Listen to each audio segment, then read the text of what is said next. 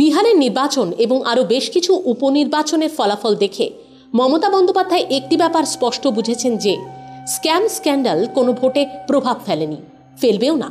কেননা আম জনতা নাকি খুব তাড়াতাড়ি ভুলে যান। তাঁদের কাছে প্রধান বিবেচ্য বিষয় হল রুটি, কাপড়া और মকান। প্রবল অর্থ সংকটে ভর্তুকি দিয়ে হলেও তাই বঙ্গ মুখ্যমন্ত্রী এই তিনটি বিষয়কে মাথায় রেখেই নাকি আজ বড়সড় ঝুঁকি নিয়ে নিলেন। প্রথমত, রুটি অর্থাৎ খাদ্য সুরক্ষা নিশ্চিত করা। ভয়াবহ দুর্মূল্যের বাজারেও প্রায় 7 কোটি মানুষকে মমতা বন্দ্যোপাধ্যায় 3 টাকা ও 2 টাকা কেজি দরে চাল ও গম দেওয়ার প্রতিশ্রুতি দিলেন আজ নবান্ন থেকে। খাদ্য সুরক্ষা এটা আমরা 27শে জানুয়ারি থেকে চালু করব নেক্সট ইয়ার। 3,33,00,000 এটা দেয়া হচ্ছে 2 টাকা কেজি চাল, এবং বাদবাকি প্রায় 2,65,00,000 মতো 3 টাকা কেজি চাল। এরা পরিবার প্রতি মাসে 5 কেজি, মানে একটা পরিবার প্রতি ইন্ডিভিজুয়াল, এবং মাসে পাবে 35 কেজির একটা পরিবার প্রতি প্যাকেজ করা আছে। 3 টাকা কিলো চাল আর 2 টাকা কিলো গম শুরু হবে এই 27শে জানুয়ারি থেকে 2016।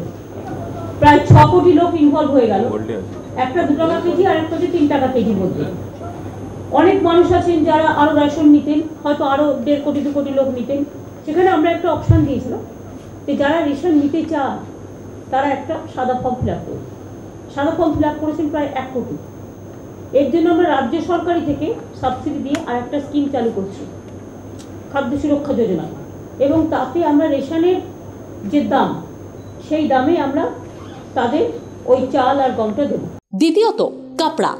সরাসরি কাপড় হয়তো তিনি দেননি, কিন্তু ফুরফুরা শরীফের ময়দান থেকে নতুন শিক্ষা প্রতিষ্ঠান করা, সাইকেল বিলি এবং পাকাপোক্তভাবে সংখ্যালঘু সম্প্রদায়কে রক্ষণাবেক্ষণের আশা দিলেন তিনি।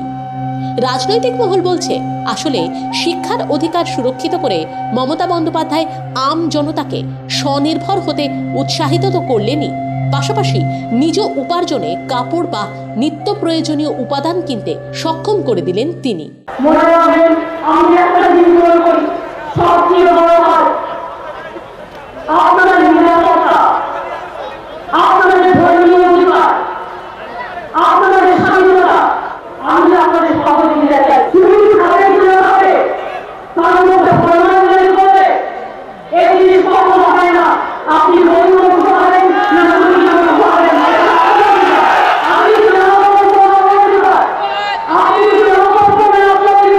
আর রইল বাকি মাকান।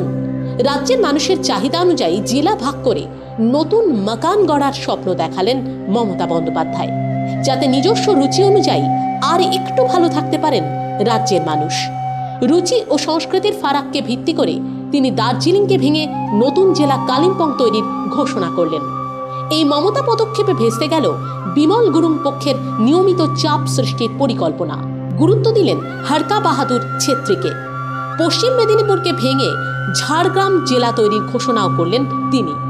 বসিরহাটের পূর্ববঙ্গীয় সংস্কৃতির মানুষদের চাহিদাকে গুরুত্ব দিয়ে উত্তর 24 পরগনা ভেঙে নতুন বসিরহাট জেলা তৈরির ঘোষণা যেমন করলেন, পাশাপাশি মৎস্যজীবী, নৌ ব্যবসায়ী ও বনমধু সংগ্রহকারীদের চাহিদা মেনে সুন্দরবন জেলা করার প্রতিশ্রুতিও দিলেন বঙ্গ মুখ্যমন্ত্রী। সেই সাথে বর্ধমান জেলাকে দুভাগে ভাগ করে গ্রামীণ বর্ধমান ও বর্ধমান শিল্পাঞ্চল গড়ার ঘোষণাও আজ নবান্ন থেকে করলেন মমতা বন্দ্যোপাধ্যায়। দার্জিলিং জেলায় হরকা বাহাদুর, এবং আমাদের তৃণমূল কংগ্রেসেরও অনেকে বারবার করে আমাদের রিকোয়েস্ট করছিল, এই জন্য কালিম্পং ডিস্ট্রিক্ট আমরা করবার সিদ্ধান্ত গ্রহণ করছি। আর মিরিকে একটা নতুন সাব ডিভিশন হবে, মিদনাপুর ওয়েস্ট আর একটা হচ্ছে ঝাড়গ্রাম সাব ডিভিশন যেটা আছে অলরেডি, অর্থাৎ মিদনাপুর ওয়েস্টটা 2 ভাগে ভাগ হবে। উত্তর 24 পরগনা জেলায় আমরা সুন্দরবন জেলা একটা তৈরি করছি, আর একটা বসিরহাট করে। বসিরহাট একটা জেলা হবে, সুন্দরবন একটা জেলা হবে, বর্ধমান একটা রুরাল ডিস্ট্রিক্ট হবে, একটা ইন্ডাস্ট্রিয়াল ডিস্ট্রিক্ট হবে।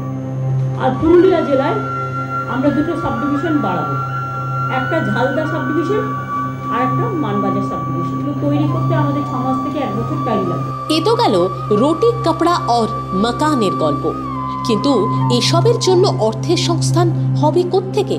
তার জন্য 1 বছর সময়ও নিয়েছেন দূরদর্শী মমতা। কিন্তু অর্থ সংকট মেটাবার জন্য এই সময়টুকু কি যথেষ্ট? কি মনে করেন আপনারা? Bureau report, CTVN plus.